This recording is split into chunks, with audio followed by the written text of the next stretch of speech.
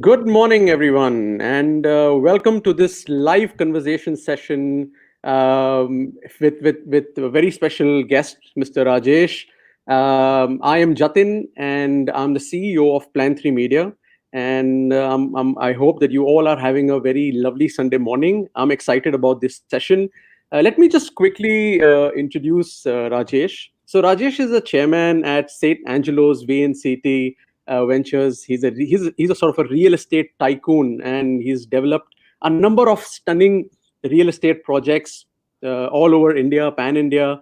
I would go to say that Rajesh is sort of a swashbuckling entrepreneur. He's filled with immense positivity and hope. Every time I see him, he's smiling, and that's sort of infectious. You just catch on to that positive vibes. He's a first generation entrepreneur. He's an angel investor, definitely a motivational speaker, a great narrator. And as I said yesterday, he is a network king, a king in networking. And over the years, I found a very dear friend in Rajesh. So it is my pleasure to be a part of this platform, Rajesh. Thank you for having me. In today's session, as I said, I'm going to be wearing two different hats, one of an entrepreneur, one of an employee, because there are some very serious questions that I would like to ask you, and we would like to hear your point of views on that. The world has changed, as we know. The economy has changed. We're sort of. I want to get your views on how we are going to get through this situation. There are people out there who've lost jobs. I just recently read that in the US, 26 million people have lost jobs. This is the worst sort of situation. The unemployment is the highest in 87 years.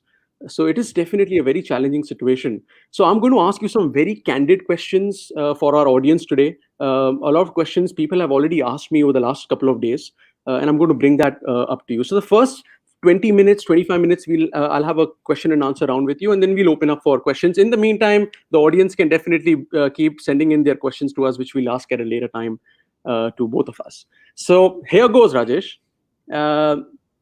As we all know, the economy of the world is in a ramshackle state, so to speak. I just read a report by IMF Global, and they've projected that there'll be a minus 3% economy growth in 2020, which is worse than 2008 financial crisis as well. There are millions of people losing jobs. The world is changing around us. So my question to you is, will we ever go back to the pre-corona times, and where is this entire economy headed? So, Jatin, that's a very interesting question. Let me tell you something very interesting. The whole world economy today has gone into minus except two countries. One is China, one is India. China is +1, India is +2.5. So that speaks volumes of what these two countries are going to make a difference to the world, especially India. Whatever China developed in the last 50 years is going to be happening to India for the next 50 years. So this pandemic has really going to bring an economic leadership within the country of India for the rest of the world.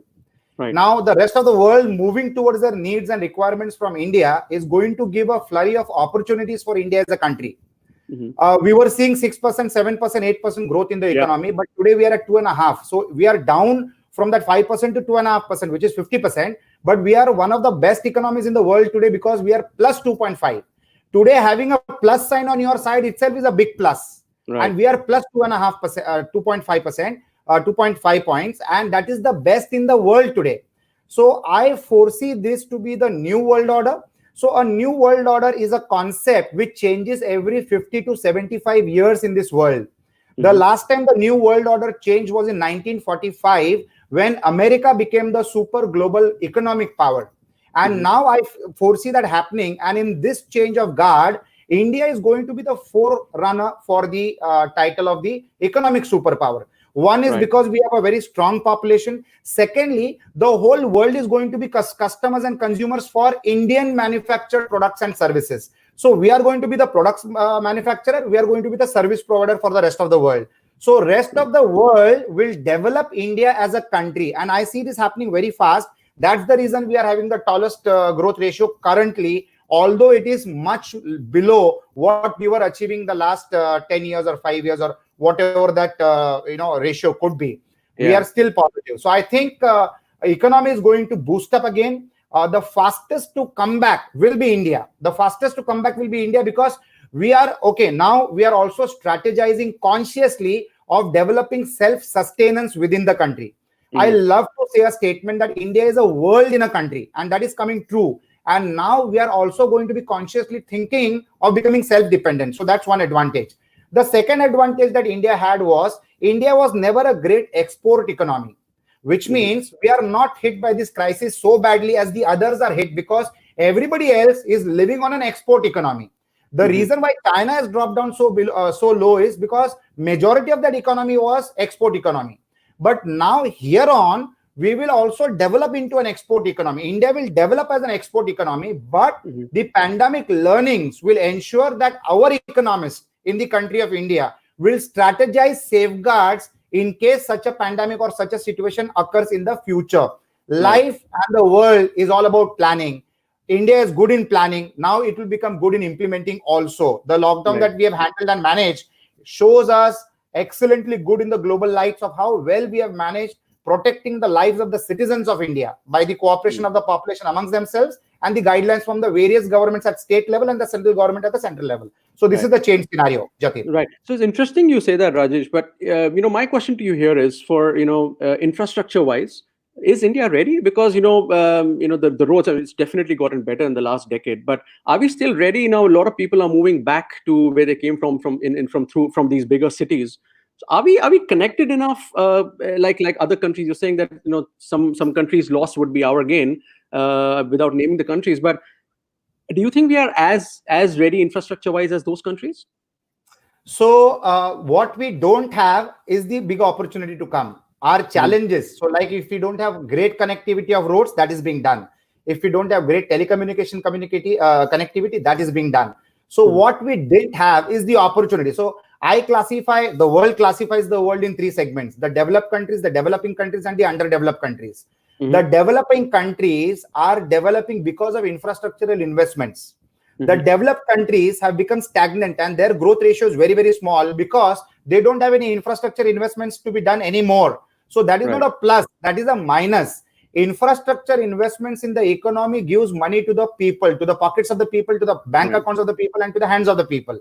When there is no spending in the economy, how will the economy develop? That's the reason the developed countries are facing another challenge. They work a lot on supporting the older population of the country. That has become challenging because their earning opportunities have become limited and restricted within their own countries. Whereas in India, we still have situations to be managed. One is road connectivity, which is rampantly happening. Second is power connectivity. Power is also a big challenge in majority parts of the country because that is also being getting solved now. And water problems. So river networking, water connectivity. So we have got situations in the country where people die because there is no water. We have got places in the country where people die because there is too much of water and floods happen. Now that situation is also getting balanced. So when we are progressing from a developing country to a developed economy, completely developed economy, that is going to create opportunities for growth, and that is going to bounce back the economy and make it robust, which is going to be predicted happening in the next 20 to 50 years time. And that's when India becomes a superpower and takes charge of the new world order. Right. So just to get your answer in one word, so you think we are ready to take over all the opportunities that are coming our way as an Indian?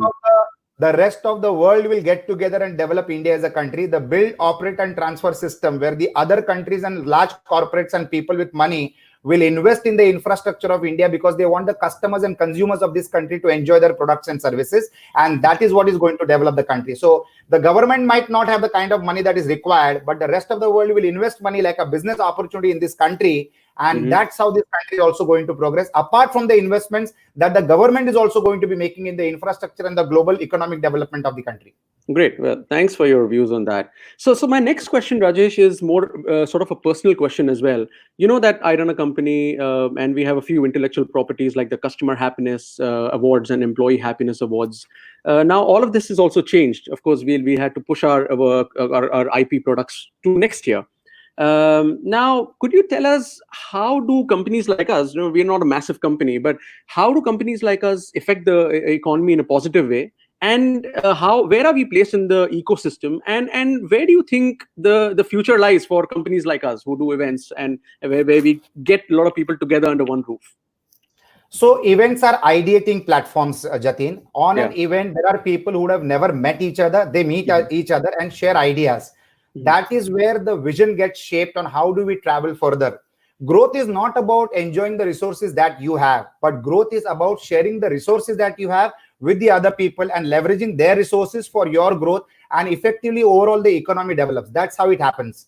The organization of events which happen thanks to event management companies like yours Mhm. brings this different people together on platforms who are full with resources, and they leverage the opportunities that are there in place. Now Right. the methods of doing events will change. Till yesterday you did events which were in a hall, in a ballroom, limited to 200, 500,000 people. Now you will be having the strength to do events which can be attended of by thousands of people across the world with the help of technology. It will Yeah. be more specific. And now, for example, if I want to attend an event in United States of America, I don't have Mhm. to apply for a visa, or I don't have to take a flight to go to America, and I don't have to spend 10 lakhs to attend one event. I can, in the comfort of the bedroom of my house, which also acts like an office in these days because it is work from home, True. you can absolutely participate in a very any kind of an event sitting in the comfort of your house by paying just $100. The Right. event management company with an offline on the ground event would have generated say $1 million.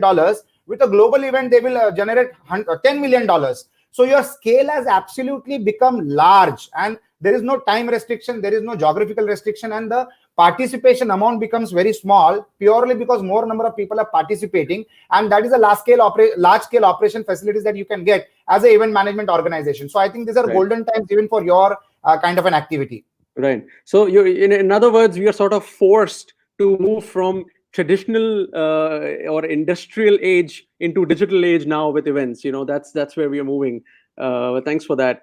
No, so similarly, like events, there are other industries which are severely hit, like the travel or the cinemas. So let's talk about these two industries in specific. What do you see the future of travel, airline industry, and the cinemas? The businesses are classified into three categories, Jatin. One Hmm. category of business is the business which will grow exponentially because of this pandemic situation. Right. One industry for that is pharmaceuticals, other Yeah. industries technology, other industries food, shelter, and clothing. So Hmm. these sectors are going to go crazy. They are going to Right. boom. Okay. The other sector is they are going to break even. And the Mm. third sector is they will be uh, absolutely badly hit for the next 6 to 30 months or 42 months. Okay. Right. Now, tours and travels and restaurants are going to be sectors which are going to be impacted for the next 6 months to say 36 months. Now, Hmm. you need to sustain that particular Yeah. period of time till social distancing gets relaxed, thanks with the medication and the vaccination that might come up. But you have to sustain till then. What do these companies do? These companies need to diversify into activities where they can utilize their experience, their existing resources, and their Hmm. past customers. By leveraging these three aspects, they need to relaunch themselves into doing something different. The restaurants will now become a cloud kitchen where food will be delivered at residences or your office places.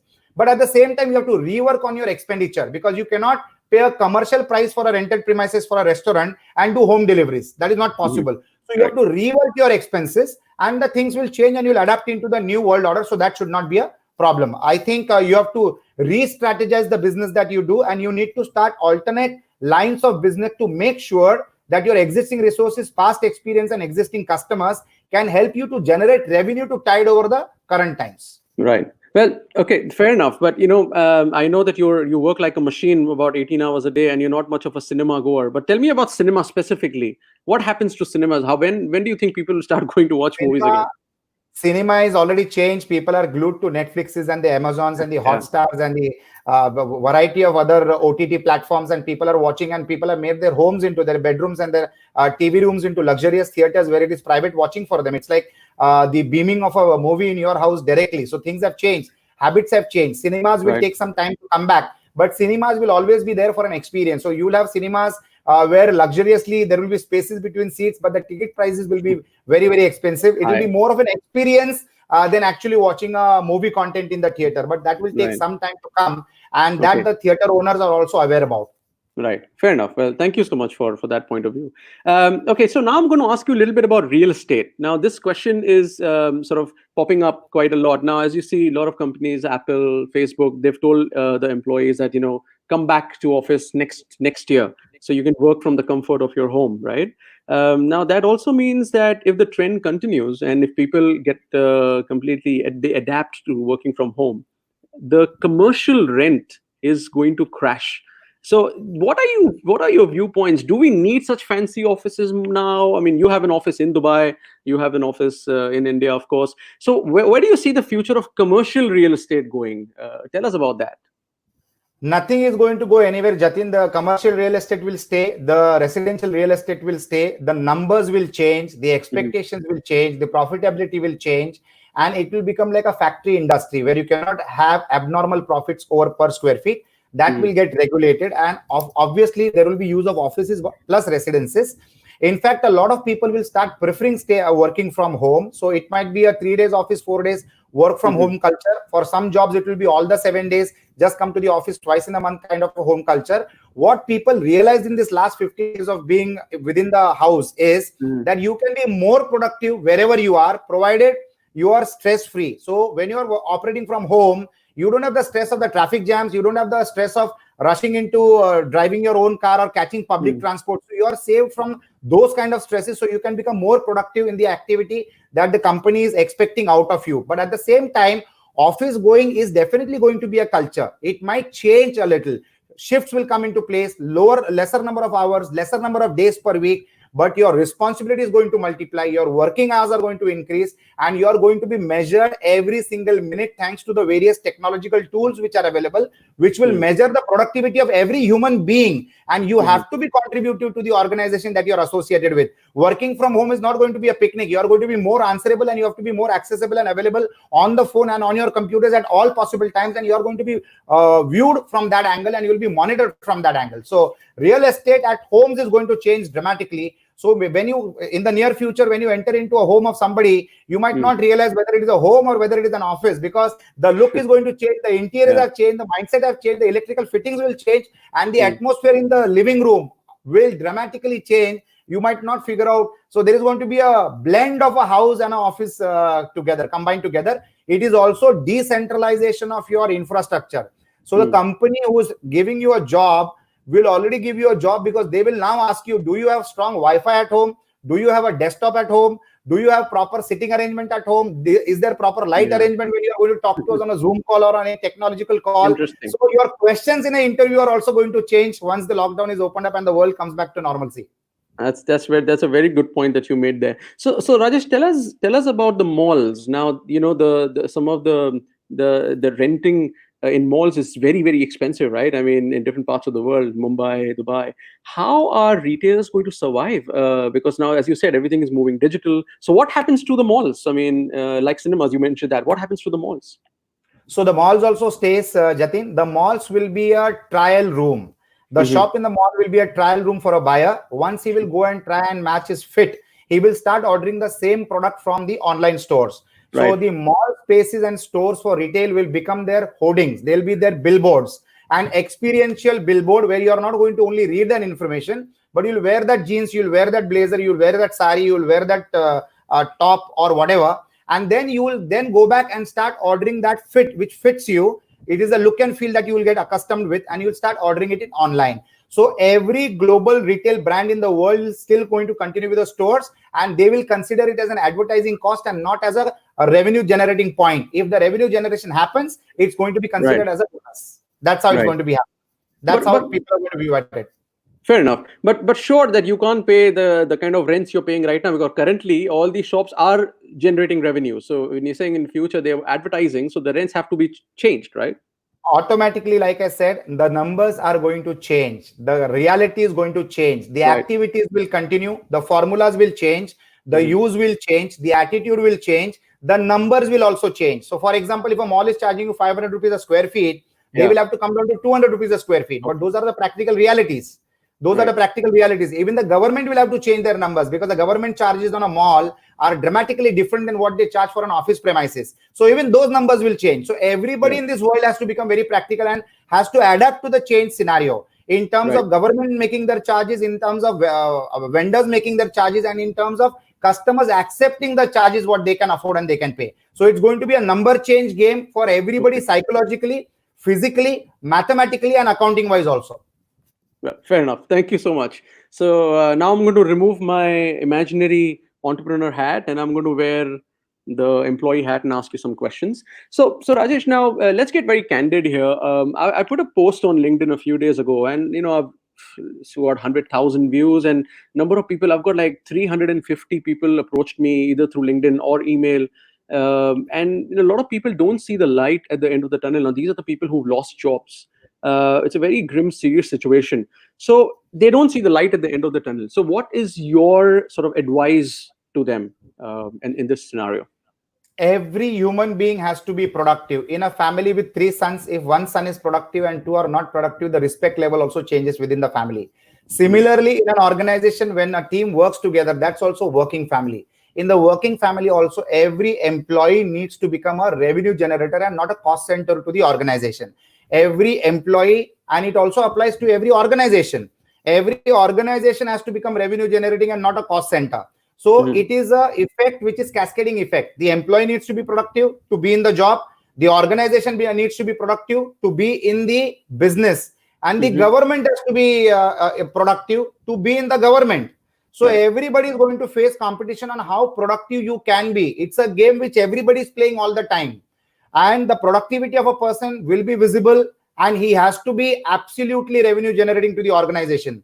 The people who are losing the jobs in this scenario are those people who are protected under an umbrella with the performances of the performers in the organization. But now no more can that be possible, because when an organization tries to control their expenses or tries to control their cost, the first thing that they will axe will be the non-productive resources of the organizations, unwanted rent, unwanted salaries to employees who are not adding any value to the organization. And the economy is going to eliminate organizations which are not contributing to the economy's growth. So non-competitive organizations which are lethargic, which have got a different way of working, which are not adding value to the customers, are also going to evaporate from the scenario. So non-productive people, non-productive organizations, both are in the danger of existence. Right. But I mean, I take your point to an extent, but you also know that, there were organizations, there were companies who were doing really well. Now, COVID came in and suddenly the operations shut down or whatever happened, and they had to let go of all the employees. Now, that is an organization's fault. Maybe they were not ready, they were not prepared, they didn't have cash surplus. Now, even a productive employee of that company has been asked to leave. Now, with the unemployment growing, the person is not going to get a job overnight. So it's not the employee's fault, right, over here. What do you tell people like this? I mean, this is definitely not their fault of losing a job here. Okay, so Jatin, there are various situations in this economy. Whenever there is a depression that happens due to a situation like a pandemic, there are various situations. So one situation is an employee loses a job because it's non-productive. Another situation is the employee is productive, but the organization is not productive. So the organization folds up and a productive employee loses his job. The third scenario is the employee is productive, the organization is productive, but the country has become a logjam. The country has got bigger challenges than the organization's productivity and the employee's productivity. So the company is coming into a challenge. Now, what do you do in these situations? In the situation of a productive person losing a job because the organization folds up, he will be absorbed by other organizations, because today the biggest man hunting is happening for productive people. Organizations are looking out for productive people who come with experience and a ready market. Like I'm into a real estate development. If an employee comes to me who says that I come to you with an access to say 2,000 customers and I can create 20 sales to you in the first month itself, immediately I will employ him. So he's a productive employee with a market along with him. Now take case of with an organization which has been successful and it has folded shop because the country is facing some challenges. We have seen this happening in some of the European countries. A lot of productive companies have closed down operations because the country is under a lockdown. So these countries will have to start serving into other countries and try to become productive, because they've got a skill set and they've got a customer base across the world. So you need to move as per the tide. For the people who are not productive, it is time for them to do an introspection. It is time for them to upgrade their skills. And it is a time for absolutely creating value-based activities which can be supportive to the next organization that they join up. But they have to be realizing this fact that they lost their job once because they were not productive. They cannot afford to do that ever again. And every effort is going to be measured, monitored, and accordingly they will be paid.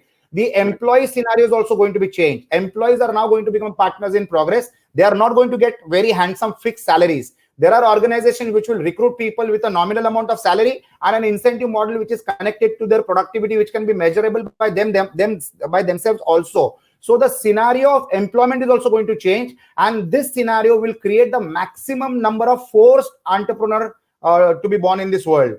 What is forced entrepreneurship? Ultimately, when the man is not going to be employed anywhere at all, he still needs to do something for his livelihood and supporting his family. This is the time when he embarks on a journey of entrepreneurship on his own, where now he will start thinking like an entrepreneur, where he will not wear a watch, or he will not see at the calendar whether it is a Monday or a Sunday, where he will not look at holidays, but he has to keep the food on the table in the house. So he has to work all the time. And this forced entrepreneurship will help him to sustain and overcome the scenario, and probably he might become a successful entrepreneur than he was as a successful employee. So the scene might change for him as well. Right. But that sounds like a great story, and forced entrepreneurship. But my question to you here, Rajesh, is that you're a successful businessman. Of course, everyone's business has been impacted, but you've been running successful businesses in different parts of the world. So probably you're thinking from that point of view as an entrepreneur here, and saying that look, everyone should be motivated, learn a skill, upgrade yourself. Fair enough. There are people in the world who are self-starters who learn a number of things, and they've used the lockdown to create a number of courses. They've done courses. But what about people who have lost their jobs? They have their mortgage to pay. Now banks are giving mortgage holiday just on the principal amount. They're still charging the interest which you have to pay later. So every 3 missed installments of mortgage will increase your mortgage by 8 installments at the end of the tenure, right? So people are stressed. People have these emotions of anxiety, of depression. How do you at a time like this, now think from that point of view, how do you, from this, when you don't have any money left to pay your next installment, how do you upgrade yourself with all these skills? You have to do your resource rearrangement. What is resource rearrangement? You have to calculate the list of priority on what you can keep and what you can let go. That's point number one.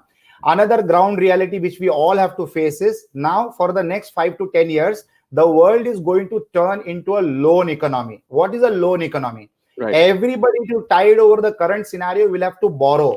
You'll have to either put in your personal capital, consume it, and after that you have to borrow. So you'll have to do your resource planning. What do I mean by borrowing? The government is going to borrow for the citizens of the country. The companies, the organization, and the entrepreneurs are going to borrow for the organizational operations. The employees are going to borrow for sustaining their family. The whole economy has to borrow and sustain this time period and defer the time.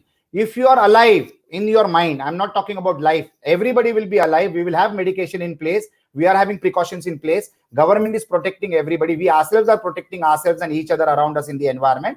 But we need to be alive in our mind. By being stressed, you are not going to get a solution. You need to ideate with your circle of friends. You create a circle of trust on where you can do ideation of what can be done. And you need to tide over through these times. This is critically time to be together, to create an ecosystem. But everybody has to borrow. Now, every person has resources which he had never realized before. What you understand as resources and what resources you have are understood during trying times like the current time. So I think everybody has to do that. Nobody is going to come and give you dole money. Government is not going to give you free money. Organizations are not going to give free money to their employees. And the people are not going to get donations from somebody else. Everything is going to be a loan which needs to be repaid. And also, Jatin, understand one thing. Whenever you need to repay a liability is when you work hard, and that is where you become creative and intelligent and hardworking. The economy can function only if everybody works. Suppose if somebody comes and gives me 100 crores, I'll stop working. If I stop working, I'm not going to produce products and services for the environment. And if everybody starts doing that, then how is this economy going to function? Everybody in this world has to serve product or service to somebody else in the universe. That is how we are going to live and survive. So the liability creates a forceful situation for you to perform. Now, how effective you become in that performance is the skill set and the zeal that you have and the appetite for learning and changing the scenario around you and making your family and your organization and your country comfortable. So those parameters and proportions are different depending on the aptitude of every human being. But repayment of a liability, repayment of a loan, and answerability to the ecosystem is mandatory for all. There is no free lunch in this world. Even when the parents are feeding you, it is your responsibility to take care of them when it is your turn. So everybody in the environment has to support the environment by being productive in the environment. Repayment is a culture of growth, sustenance, and also happiness. Right. Wow. Wonderfully put. Thanks, Rajesh. So I'll just ask you one very quick question, which is the last question before we move on to question and answers. So if people have to upgrade, say they're self-motivated after this conversation, they get more self-motivated, and if they have to pick up a skill set, some what is your first choice? So the skill set depends on your capabilities and your aptitude and your passion. Every person needs to do his SWOT analysis, your strength, weakness, opportunities, and threat. You need to take into calculation your past experiences. You need to take into calculation the resources that are around you and how much tall you can fly, how much high you can fly. And on the basis of that, you pursue a line. The best is to live together. Now it's going to be a herd mentality. What is the herd mentality? A herd mentality is people living in an ecosystem. Like, for example, people who are a firm or a part of an organization like a business opportunities club or like a corporate connections kind of an organization or a Christian chamber of commerce and industry or a Saturday club in India which has got more than 15,000 members.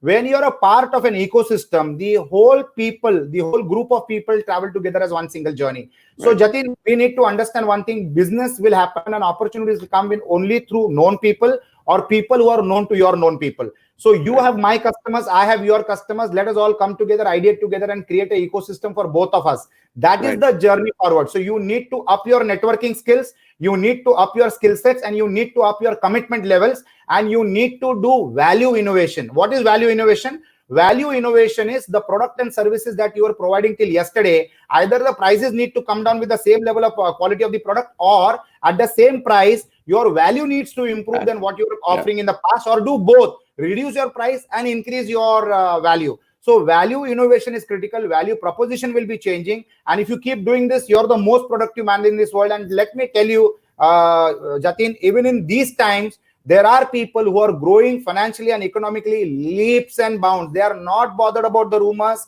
They are not bothered about what's happening. They are not bothered about the negative things, but they are bothered about the ecosystem. They are bothered about the environment, and they are bothered about how they can support the people around them and the government organizations at large, and they are growing very progressively. Great. Well, thank you. Thanks, Rajesh. This is a great positive takeaway for all of us. Just being positive, just being happy, and upgrading yourselves. Everyone has to do that in order to survive this massive storm. So thank you so much. Thank you so much for that. So I'll pass it on to you now for questions. So, Jatin, I think people have started asking a lot of questions. We'll start taking them one by one. Gautam Burkhe has asked an interesting question. Do you think that government is taking this golden opportunity seriously by modifying the policies, reducing red tapeism, and making it pro for FDI? So, Gautam, this is all happening. As far as FDI is concerned, government is with open arms. They are welcoming people. They're making it conducive for the organizations. The government just announced the 4 Ls: the land, the labor, the liquidity, and the laws. All these 4 segments are going to be modified to the global scenario so that foreign direct investment starts happening within the country. And this is going to be happening at a very rapid pace. As far as the red tapeism is concerned, don't bother about it. You need to be ready to handle these kind of challenges and overcome it. There is a lot of dramatic changes which is happening. Social media is becoming a great tool where you can challenge red tapeism, and there is government who's listening to it and they react on that. So there are tools for the citizens to voice their anguish against red tapeism. Jatin, your take on this? No, I completely agree with you, Rajesh. I completely believe that it's all changing. Red tapeism. I mean, look, there are people going to talk about a number of things here and there. I think what you said is just concentrate on what is the road ahead of us and just move in the right direction is what I would say. Fantastic. Sushant Kothawade has asked a question. Sir, there are 2 approaches regarding NA plots and weekend homes. One is positive, other is conservative. Conservative in terms, bankers will not give loans to investment sector like weekend homes, and investor will also run away from this sector. Kindly guide on, can we go for launching of new projects in coming days, or how you look at growth of the sector? Okay. So this is related to the real estate. Jatin, I will take this question. Yeah, absolutely. The banks are loaded with liquidity and they are going to make home loans more economical, and disbursement is going to happen on the basis of the credibility of the borrower. It will not be connected to the project. The project obviously has to be RERA registered. The project obviously has to be in a good location. The bank which is going to give the loans will do the valuation of the pricing that the seller is predicting. But the disbursement of a loan is going to depend on the credibility of the borrower other than anything else. So you can definitely go ahead and launch projects because that is your line of business, and I'm sure that will make a great difference. So Koshi Samuel from Muscat, Youth empowerment and young people are encouraged to take charge of their lives. They do this by addressing their situation and then take action in order to improve their access to resources and transform their consciousness through their beliefs, values, and attitudes. So, Koshi Samuel, I agree to your statement. I think it is a statement rather than a question. So, I agree to your statement. Shubhangi Tirodkar is with Maharashtra Chamber of Commerce, Agriculture and Industry as a vice president, a very dynamic lady into multiple businesses. Rajesh, when we listen to you talk, we feel charged, hopeful, and ready to grab the opportunity available for common entrepreneurs and give them direction. So thank you, Shubhangi. That is very nice of you. I think I'll look out for questions. Shared economy in India to be USD 2 billion industry by 2020. Okay, that's also an accepted point. It is much more than 2 billion industry, Koshi. But this is also fine. More is always welcome. He has another point. Knowledge sharing and sharing economy in India is critical. So, Koshi, we will request you to ask questions rather than suggesting such valuable points. They are absolutely positive points. Chaitali Mehta is into logistics. Work at home scenario evolving is a reality. Your answer made me realize even I will need to do it. Transformation is the word of the year. So, what is your take, Jatin, on work from home scenario? Well, look, it's here to stay. Honestly, there are companies who've been already doing it, but there are companies who wanted this very tight control over its employees. And, what are you doing from 9? What are you doing to 6? That is all going to change now with the digital world. This transformation, it's very interesting that in 2007, there was only one software company in the top 10 companies of the world. In 2017, there were 5. So if you're not transforming yourself, companies and individuals, you will perish. In the next 5 years, I don't think there is any company or any person who's still in traditional world, right? So transformation is the key. Everyone needs to adapt. Fantastic, Jatin. Gautam Burke has a question. Japan has already pulled out of China, but instead of India has finalized the option of Singapore due to red tapeism. How should government act in such situation and attract most of the countries to have setups in India? So Gautam, nothing to worry. How much Singapore can take, Indonesia can take, Malaysia can take, or any other country for that matter, or Vietnam might take, is limited. But the depth of India is unlimited. So when we have these countries exhausted, they will have to come to India. But let me tell you something more. India is not only going to provide products and services, but India is also a large market. So they have to come to India. Like, for example, Apple is moving to India. Facebook has taken a share in Jio. This speaks volumes. This speaks volumes about the opportunities that the world is seeing into India. I think these are all small challenges. There are lots of companies coming into India, and India is altering a lot of environmental changes within the country to absorb these large corporations coming into India. The positivity is lots of companies will come into India, and entrepreneurs like you and me are going to get those opportunities because they will need local partners like us to make them establish in this beautiful country of India. Jatin, your take on this? No, you're a champ in this, Rajesh. You're in India, so I completely back your point over there. I agree with you. Thank you.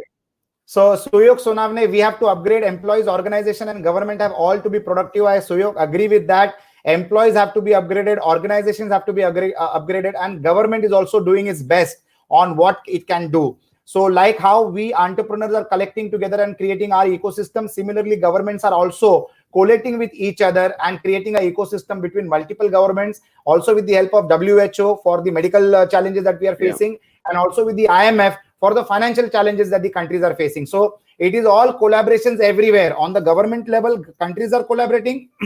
On the entrepreneurs level, even the entrepreneurs are collaborating. On the public level, people are collectively ideating to create solutions for the world. The next question is, do you think that a prolonged lockdown could be worse for society than the actual virus itself? Suraj, yes, to a great extent, but nobody knows the taste of poison. So nobody can say whether poison is sweet or spicy. Similarly, this virus is like a poison. We don't know whether we lift the lockdown immediately, whether it will be more dangerous or continuing the lockdown will be more dangerous. We don't know about that. But we have to go by the collective experience of the governments in the world, and that is the decision that they take collectively after taking intellectual inputs from rest of the world. So it is not one government which is deciding it. They are ideating on their levels and then taking decisions. We have to go by the flow, but lockdown has been opened up in phases in multiple areas by taking due precautions. We have to alter our business models according to the permission that we get in the city that we live and in the area that we operate. Working has not stopped. Our physical movement is stopped, but people are still working from home. Productivity is still there. The effects will start happening as the lockdown eases out. So that's my answer to you, Suraj.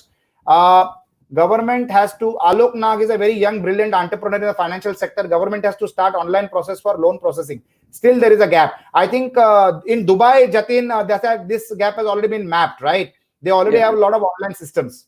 Yeah, I mean, Dubai is a completely digital economy now. And it's not only because of COVID. The good part is that we already had the infrastructure ready.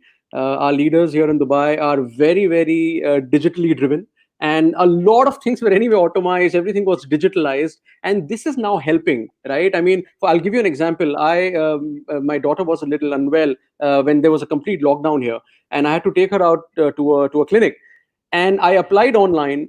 Within 2 to 3 minutes, I got the permission with my car number, everything. So when I'm driving out, the camera flashes, and if my number is registered, I don't get a fine. But if you're not taking the permit, you get a fine. So everything is very systematic, and Dubai is ahead in the game, I would say, with all of this. UAE. So Alok Nag, this gap is the map for your growing. So if there is a gap in the market, people like you should fill that gap, and it is an opportunity for you which you should leverage. Nilambari Munot, events like marriages, concerts, huge networking events, parties, or any huge events where people came together. Do you see that happening through any other mediums, Jatin? How are you redefining your events? Look, this is the time of best guesses, right? I mean, nobody knows the right answer.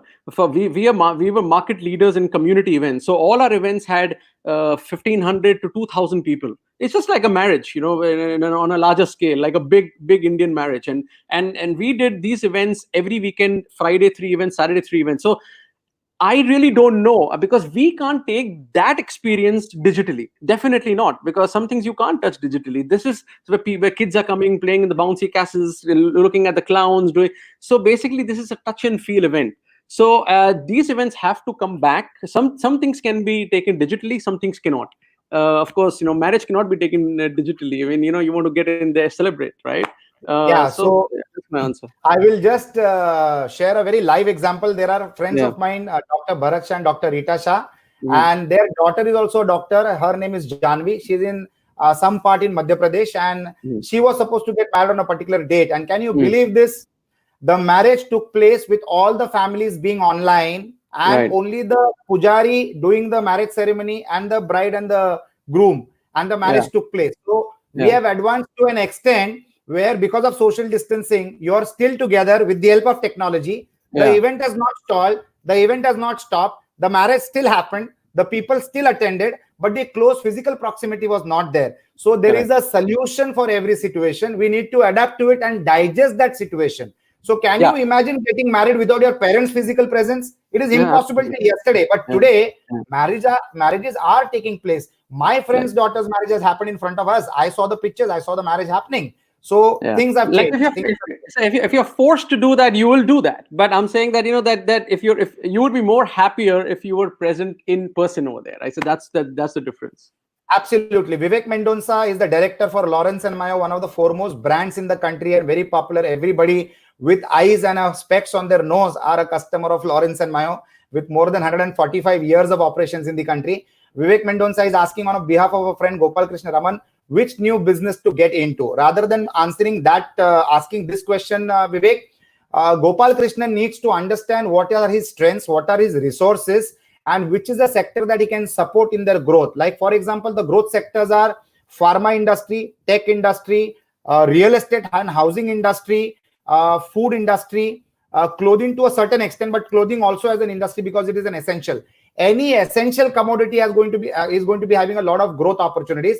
And how can you associate with organizations where you can become a revenue partner to those organizations, not a cost partner, a revenue partner? And there will be a lot of organizations which will do joint ventures with you, because you are going to promise them growth on the basis of your past experiences, your resources, and your market expertise. So I think now we will take a last question and we can conclude this session. We're already on the fag end of the time. Mustafa Kanchwala, do you think real estate prices in cities like Mumbai, which are overinflated, will drop dramatically? So Mustafa, lots of people have lost opportunities and lost time by thinking that the real estate prices are going to drop. I know people who have not bought properties for the last 15 years. They didn't buy properties, and 15 years back, a property which was available at 50 lakhs is today available at 1.5 crore. So you have lost the opportunity of earning 1 crore. property purchase is always a long-term gain. It's not a stock market, or it's not a short-term play where you can buy today and sell it in a week's time. So you need to have patience, and you need to buy and stay on it, because property is one asset which will give you the pleasure of using it, which will give you the pleasure of earning for you through rentals, and which will give you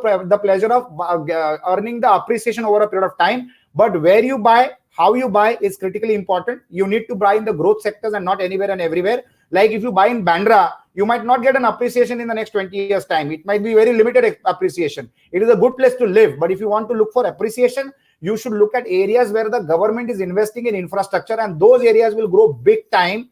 The next 50 years, people are going to earn more out of real estate appreciation than out of doing a job or a business. Take this as golden words, and you will remember this for the rest of the life. You can cross notes with me after 10 years from today for the kind of infrastructure investments that the government is doing today. So friends, thanks a ton for this lovely amount of questions. There are still plenty of questions. Unfortunately, we have run out of time, and it is a 45-minute session. 45 minutes are up. Have a God bless future. Jatin Deepchandani, my absolute heartfelt gratitude for your participation and making this such an interesting conversation with some brilliant questions which I had never even thought about and I discussed with you. I'm sure this might be of some help to the people who are listening, and all the audience who has joined us in this session. I'm so grateful and thankful for investing your time, attention, and focus on us, and sharing your thoughts in the form of questions and educating us more about what's happening around the world. Thank you so much. Your take, Jatin. Thank you. No, thank you so much for being a great audience. It's been an absolute pleasure. I've learned a lot from you, Rajesh. So thank you. Great questions that came up. And if anyone wants to connect with me, please feel happy to do that. And thank you so much for joining us today.